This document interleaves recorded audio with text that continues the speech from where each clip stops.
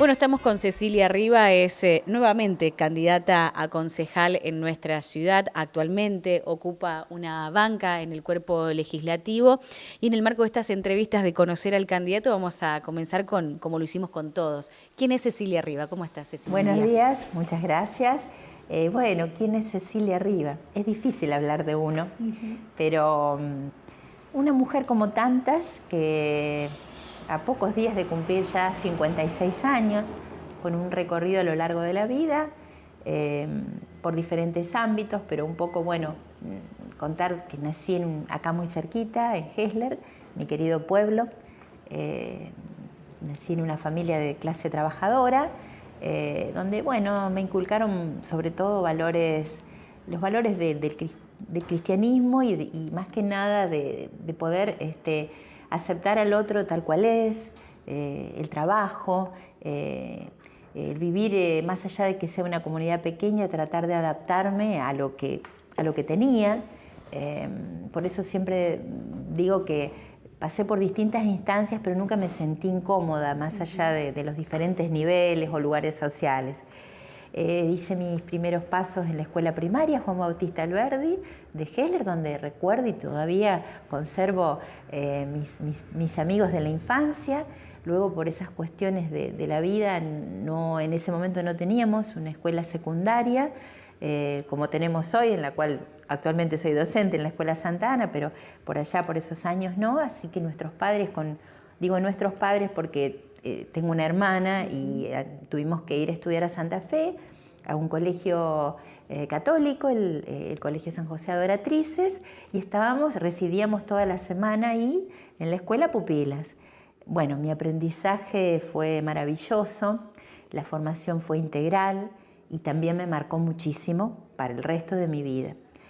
Y ahí también aprendí de poder estar, digamos, mirando a mi alrededor de las necesidades del otro. Trabajábamos mucho en el colegio con los barrios carenciados, salíamos a hacer misiones y me encontraba con injusticias y siempre me molestaban mucho. Y ayer lo comentaba en un medio, ¿no? Alguien me dijo, Cecilia, mira, si tanto te molesta todo eso, ¿por qué no tratás de transformar todo ese mal en una oportunidad? Todo lo que es malo, todo lo que de algún modo daña, dale una oportunidad. Primero desde lo personal y después llevándolo al resto de la comunidad, empezando por casa, por la escuela, por el pequeño pueblo en el que vivía.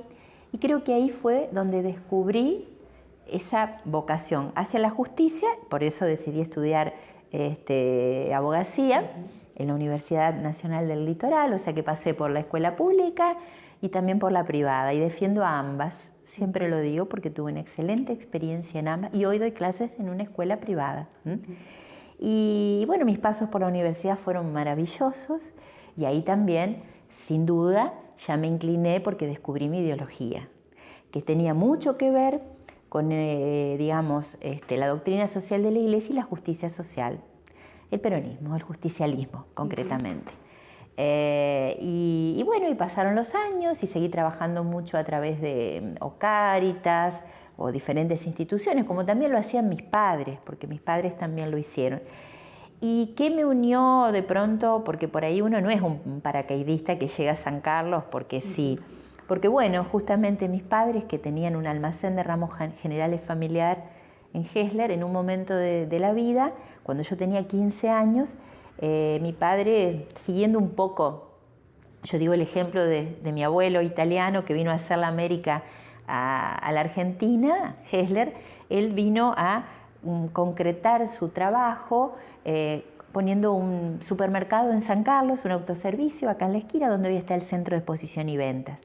Y ahí yo ya me sentí también un poco parte de San Carlos. Eso le debo a la comunidad de San Carlos. Nuestros padres, tanto a mi hermana como a mí, nos dieron, el mejor legado fue el estudio, es la mejor herencia que nos dejaron, y los principios y los valores. Pero la gente de San Carlos respondieron a ese comercio, que era de algún modo familiar, y con eso nos costeábamos los estudios. Y hoy quiero devolver, como desde hace ya casi 4 años, desde el consejo a esta comunidad a la que quiero mucho, en la que no nací, pero hace más de 20 años que vivo. Claro, es un corazón dividido entre Gesler y San Carlos. Es dividido, pero no es una lucha. Claro. Yo siempre digo que, es más, trabajo en Gesler a la tarde, Claro. también ejerzo mi profesión acá y en Gesler, pero es maravilloso porque yo tengo alumnos sancarlinos en Gesler. Claro. Y tengo exalumnos de Gesler que vienen a estudiar, por ejemplo, al profesorado a San Carlos, donde me los encuentro. Así que, y muchos geslerinos que viven en San Carlos y sancarlinos que se han ido a Gesler. Es como un apéndice, yo digo, es un ida y vuelta, o sea, es prácticamente la misma idiosincrasia, con la diferencia de que San Carlos ha crecido en el tiempo y es ciudad, y Gesler está creciendo. Pero bueno, eso hace que uno tenga, digamos, una idiosincrasia similar y se pueda sentir cómodo en todos los lugares y los ámbitos en los que trabaja y asiste. Claro, recién explicaba cómo, digamos, descubrió el sentido, ¿no? de la justicia social, de estudiar abogacía, de inclinarse por la militancia del Partido Justicialista. Su carrera, digamos, política o su militancia comienza, digamos, como candidata en Gesler, ¿no? Al principio. Claro, por allá después de los 2000, ya venía perfilando y bueno, tuve la propuesta en ese momento de quien todavía hoy continúa siendo senador departamental, el senador Capitani, que también él se lanzaba, era su primera postulación para senador, me convocó porque tenía, digamos, conocía que yo estaba ya trabajando en el tema, me pareció muy buena la posibilidad, me pareció oportuna, conformamos una lista muy, muy linda, con gente de distintos partidos incluso, Gesler. Y bueno, no tuvimos el mejor resultado porque no ganamos, pero no fue un mal resultado. Y de ahí en adelante fui convocada para trabajar dentro del departamento San Jerónimo, porque yo todavía continuaba teniendo mi domicilio en Gesler, claro, y me repartía con San Carlos, ya vivía en San Carlos, yo estoy en San Carlos desde el año 99. Y fue así que fui fundadora de la Fundación Integrar San Jerónimo, que aún persiste dentro del departamento. Hemos hecho un trabajo maravilloso de emprendimientos, de turismo. Te puedo hablar del departamento de San Jerónimo, lo conozco, he trabajado mucho. Dista bastante, o sea, es bastante distinto a lo que es este departamento, las colonias, pero hay cosas en común, lógicamente. Y también fui convocada, fui asesora del senador y también trabajé luego dentro de una comisión como asesora de quien era diputado en ese momento, el doctor Oscar Lamberto. Trabajé en Rosario y en Buenos Aires. Eso también me abrió muchos caminos. Pero paralelamente, como siempre mi inclinación estuvo ligada dentro de lo que es el derecho, a lo que es familia, niñez, infancia, me fui capacitando en eso y también en lo que es violencia de género, que por aquel momento no era algo de lo cual se hablaba, no es que no existía, pero a mí me interesaba mucho, yo estudiaba y también hice mediación por el 2005, cuando aún no era obligatoria. Claro. Sí. Y bueno, entonces después llegó un momento en que ya sentí que tenía que estar acá también por cuestiones personales, particulares, enfermedades familiares que tuve que acompañar y fui convocada, trabajaba desde Cáritas, asesorando un poco también en las necesidades sociales y ahí fui convocada a trabajar en lo que era niñez y violencia familiar y ya estaba, después viene la gestión del doctor Príncipe. Claro. Cuando ingresó a un equipo interdisciplinario y bueno, fue un cúmulo de conocimientos y de experiencia a nivel local, del cual sinceramente creo que fue mi lanzamiento a querer decir, bueno, hoy estoy preparada para ingresar a un consejo y desde ahí poder hacer un aporte, tener una mirada mucho más amplia, si bien uno la tenía, pero era, digamos, había que caminar, conocer los barrios, no solamente el centro, y creo que por ahí pasa la cuestión, el compromiso. Por eso de algún modo mi lema es nivelar la ciudad, o sea, llegar a un consejo para ver qué es lo que pasa. Creo que las diferencias siempre existieron en el mundo, existen y tal vez existirán, pero en la medida del compromiso que uno tiene desde el lugar que ocupa, puede llegar a que eso se reduzca, al menos en los ámbitos donde uno trabaja. Claro. Hablábamos un poco fuera de micrófono y decíamos, esta es su segunda candidatura, digamos, a renovar su banca en el Consejo. ¿Por qué aceptó? ¿Por qué? Porque uno a veces dice, bueno, cumplí un ciclo, puedo decir que no, tengo una actividad privada, la actividad privada podría ser, digamos, a lo cual se podría seguir dedicando. Sabemos que el concejal tiene una tarea muchas veces muy compleja porque no puede ejecutar y a veces se dice, bueno, pero ¿qué hace en el consejo si no vemos que se ejecutan cosas? Es, digamos, una decisión muy compleja para decir, bueno, no, quiero renovar mi banca y quiero seguir trabajando. ¿Por qué aceptó en este caso, en estas elecciones? Bueno, la pregunta justamente creo que tiene mucho que ver con mi personalidad. Yo soy muy tenaz y perseverante. Y cuanto mayor es un desafío, por supuesto, o sea, no me voy a ir como astronauta, lógicamente, reconozco mis limitaciones. Pero nunca me gustó quedarme en la orilla, en la comodidad. Yo creo que precisamente siempre aspiré a los desafíos teniendo en cuenta mi capacidad y hasta dónde puedo dar. Pero también confiando en mí. Es decir, cuando uno sabe y tiene la autoestima, digamos, preparada, la asertividad necesaria para decir, ¿por qué no voy a poder lograr esto o estar ahí? Independientemente de las tormentas que puedan presentarse, porque esto es la vida. La vida no es color de rosa, ¿eh? Es decir, uno tiene que tratar de ir poniéndole el color de acuerdo a la mirada que tiene en los distintos planos, no solamente en lo político. A mí, personalmente, me pasaron muchas cosas, como a otras personas, en mi vida personal. Tuve mis catástrofes, por así decirle, mis dolores, mis duelos, pero eso no me detuvo, al contrario, traté, vuelvo a decir, del dolor, hacer una oportunidad. Y justamente hoy, porque el actual consejo realmente, desde mi óptica, no responde a lo que debe ser un consejo, a lo que merece ser un consejo como órgano, vuelvo a decir, autónomo, transparente, algo que yo siempre repito, donde se escuchen todas las voces, donde todo lo que se resuelva no sea para el beneficio del concejal, autor del proyecto, que quiere ser el protagonista no, que lo que se resuelva sea en beneficio de todos y cada uno de los sancarlinos sin excepción alguna. Por eso insisto, porque muchos de los proyectos que desde el bloque junto a Francisco Pérez Lindo, quien me acompaña, porque digo, me siento respaldada por él y somos un acompañamiento mutuo, más allá de que tenemos diferentes edades y a veces miradas de pronto diferentes en algunas cosas, pero las conversamos. Nuestros proyectos, la mayoría de ellos en el actual consejo, sobre todo desde 2018 a la fecha, no fueron ni siquiera trabajados en comisiones.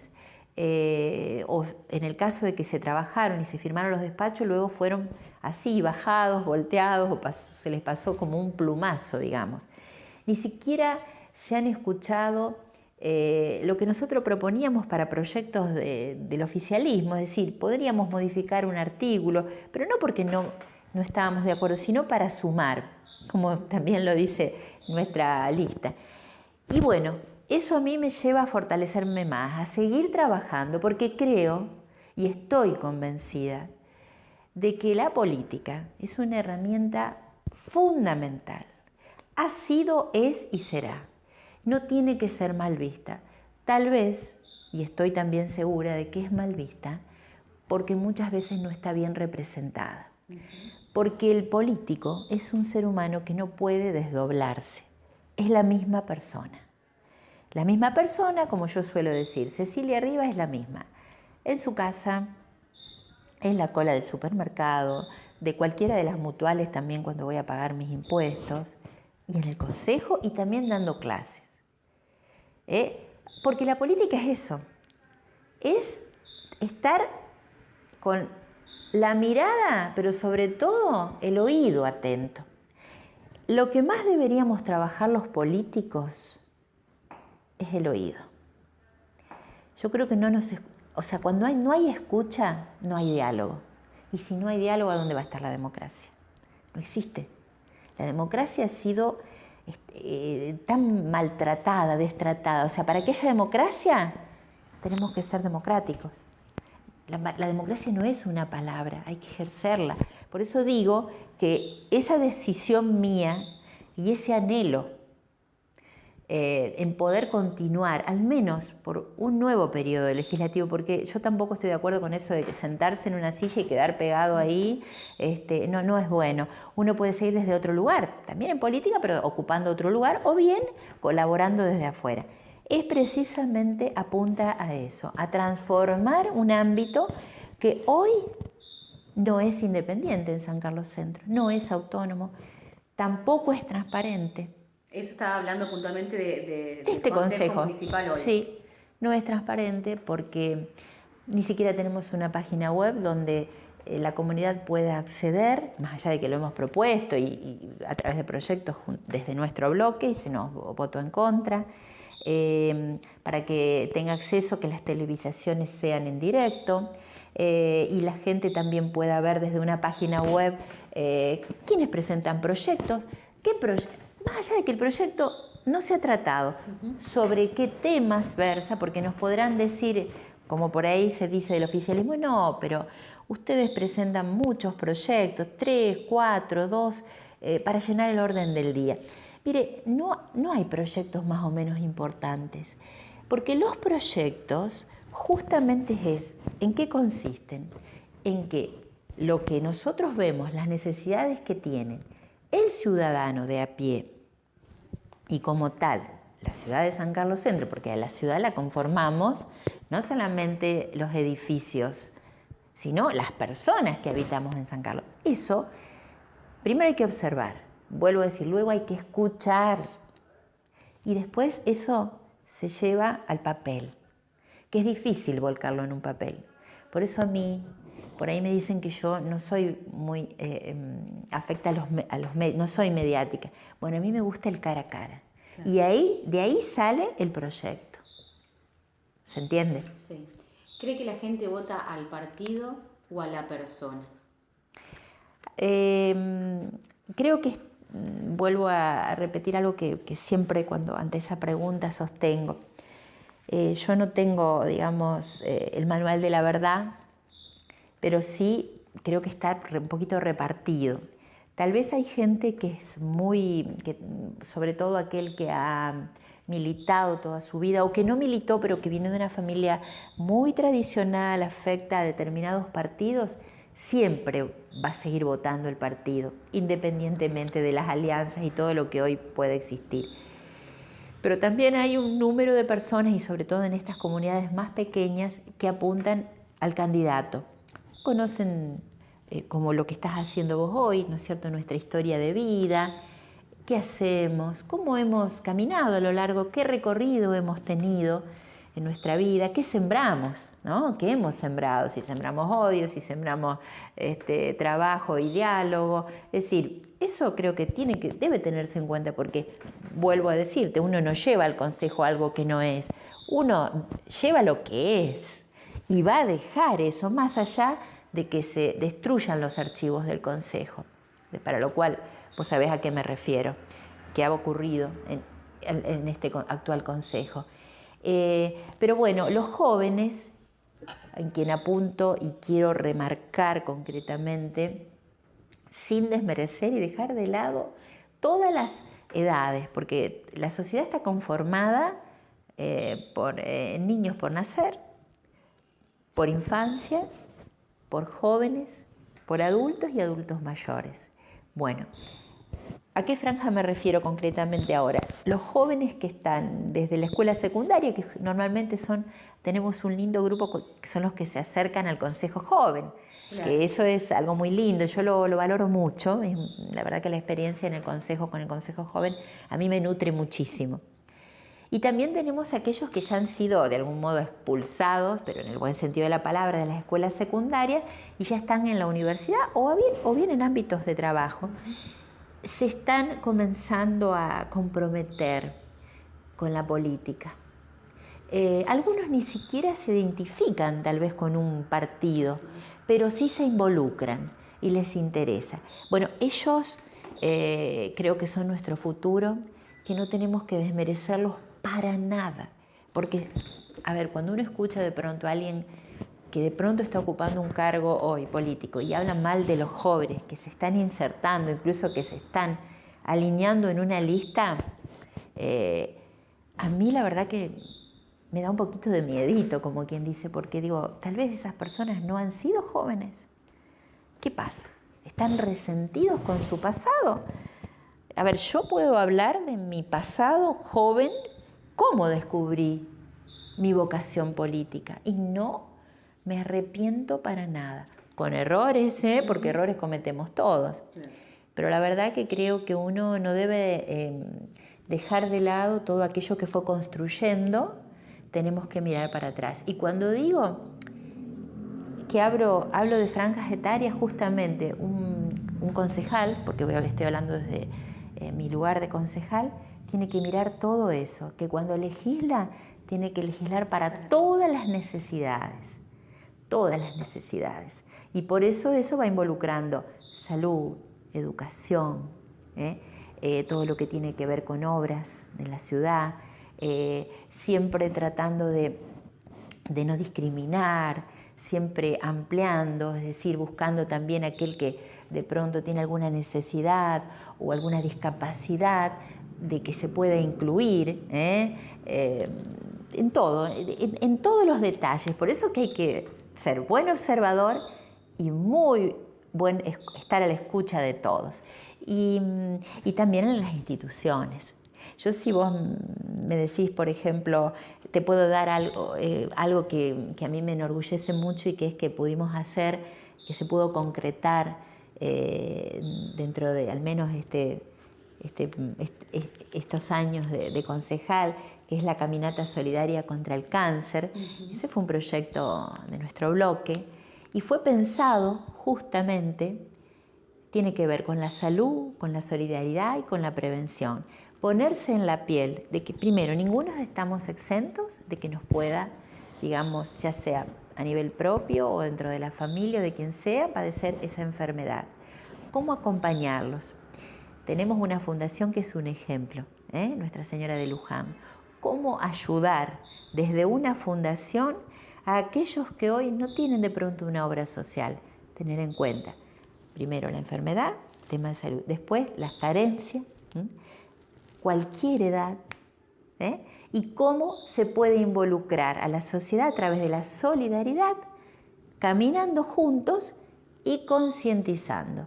Fíjate que ahí se reúne un poco, es el resumen, más allá de que fue una ordenanza que la generamos desde nuestro bloque, no inventamos la pólvora porque ese tipo de caminatas se hacen en el mundo entero, pero acá eso nunca se había hecho.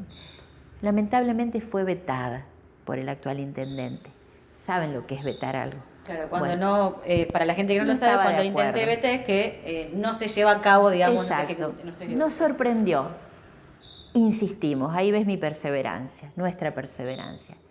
Gracias a Dios, a la luz, o a lo que quieran llamarle, evidentemente lo entendió y ya, si Dios quiere, el año próximo, sea quien sea intendente, se va a llevar a cabo la tercera caminata. Y yo voy a la caminata, Voy a la caminata y acompaño como tantos otros ciudadanos, porque justamente de eso se trata, y no se trata de buscar el protagonismo, si es algo para todos. Y bueno, todas las ordenanzas se deben cumplir, porque si son ordenanzas es porque fueron votadas y porque hubo una mayoría, si es o no por unanimidad, independientemente de eso. Bueno, un poco ahí te resumo cómo es la labor del concejal. Para terminar, Cecilia, ¿por qué la gente la tiene que votar?